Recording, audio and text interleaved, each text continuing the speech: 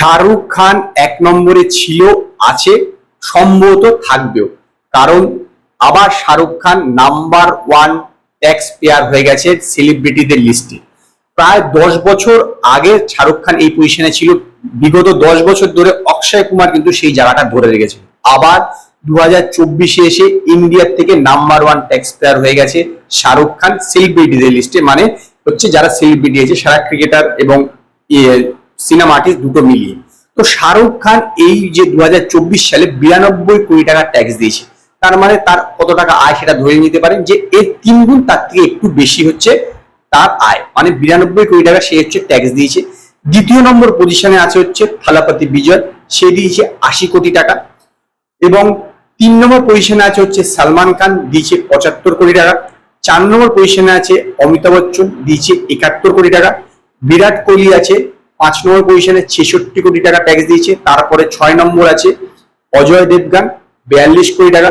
তারপর MS ধোনি 38 কোটি টাকা এবং রণবীর কাপুর 36 কোটি টাকা। ঋত্বিক রোশন এবং সচিন তেন্ডুলকর 10 নম্বর পজিশনে আছে, দুইজনই দিয়েছে 28 কোটি টাকা করে। এছাড়াও কিন্তু আরো 10 জনের লিস্ট আছে এবং আশ্চর্যজনকভাবে সেই 10 জনের লিস্টও, মানে প্রথম 20 জনের লিস্টও কিন্তু গত বছরের নাম্বার ওয়ান পজিশনে থাকা অক্ষয় কুমারের নাম নেই, ইভেন রজনীকান্তেরও নাম নেই।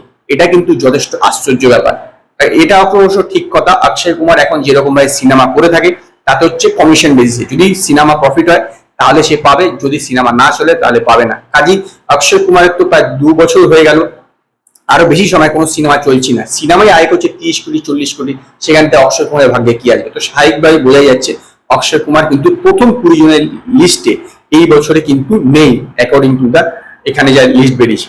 তো এরপরে হচ্ছে আছে কপিল শর্মা, 26 কোটি টাকা দিয়েছে, কমেডিয়ান কপিল শর্মা।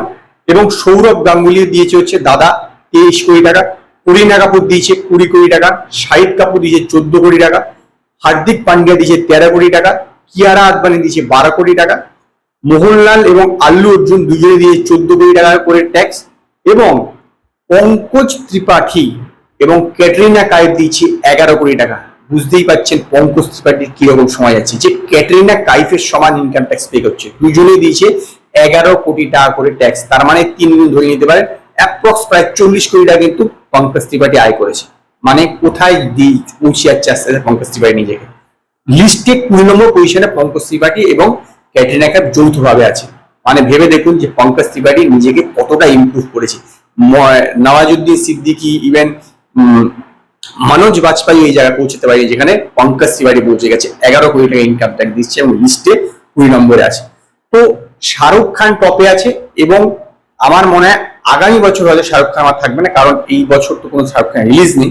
তো দেখা যাক অক্ষয় কুমার আবার নিজের জায়গায় কামব্যাক করতে পারে কিনা।